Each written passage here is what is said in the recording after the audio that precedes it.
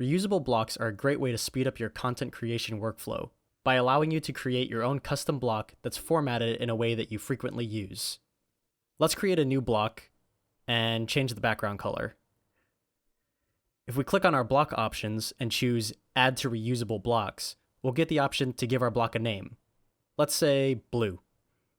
Now, if we ever want to do this again, instead of having to go in and change the background each time, we can just select the block we created from the reusable blocks. You'll notice though that we can't edit our block like normal. If you click the edit button that appears, this will directly edit the template you created. So when you save, anything you change will change everywhere. If you want to change something in your block without affecting others, you will need to go to the block options and convert it to a regular block.